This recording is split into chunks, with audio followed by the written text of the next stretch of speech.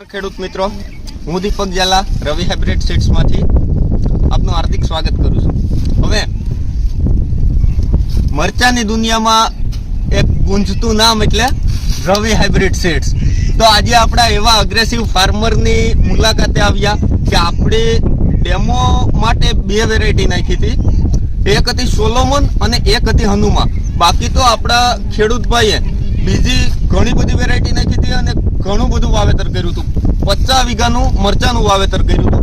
પણ એમાંથી આપણી વેરાયટી કેવી લઈ ગઈ એમને, માર્કેટમાં ગયા તો શું ભાવ આવ્યા, પ્રોડક્શન કેવું નીકળ્યું, તો આપણે આપણા ખેડૂત સાથે જ વાત કરીએ. તો આવો આપણે એમની સાથે જ વાત કરીએ. નમસ્કાર. નમસ્કાર. શું તમારું નામ?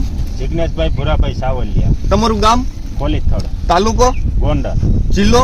રાજકોટ. હવે જિગ્નેશભાઈ, તમે આપણી રવિ હાઇબ્રિડ સીડ્સની સોલોમન અને હનુમા બે વેરાયટી નાખી હતી. તો તમને એમાંથી ઉત્પાદન પછી બીજી અધરવાઇઝ વેરાયટી કરતા એમનો માર્કેટમાં ભાવ તમને કેવા મળ્યા? આ સોલોમન અને હનુમા બે ક્રીજ વાળું અને વજન વાળું મરચું છે. બરાબર. અને પુષ્કળ મરચું લાગે અને રોગ ઓછો આવે બીજી વેરાયટી કરતા. બરાબર. અને તમે બીજી વેરાયટી તમારી હતી એમની તમે ભારી ભરો અને આમની ભરો તો વજનમાં કેટલો ફેર પડતો? વજનમાં દોઢો ફેર પડતો હતો. કે પેલાની 40-42 કિલોની ભારી થતી, 55-60 કિલો, ત્યારે આની 55-60 કિલોની ભારી થતી હતી. અને બીજી વેરાયટી કરતામાં રોગ વાયરસનું ને કેવું રહ્યું? વાયરસ અને રોગ કુકડ હાવ ઓછી આવે. બીજી વેરાયટી કરતા કુકડ ને બધું ઓછી લાગે. અને માલ કેવો લાગ્યો હતો? માલ ઓવરલોડ પુષ્કળ. અને કલર અને એ કેવું રહ્યું હતું?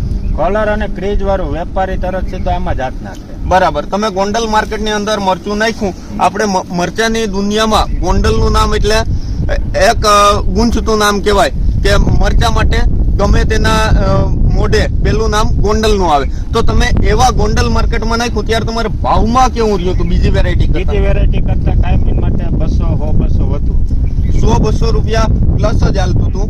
અને વજનમાં પણ પેલી 40-42 કિલોની ભારી થાય ત્યાં 55-60 કિલોની ભારી થતી હતી. તો તમે બીજા ખેડૂત મિત્રોને શું સલાહ આપશો? આ બે વેરાયટીનું વાવેતર કરાય?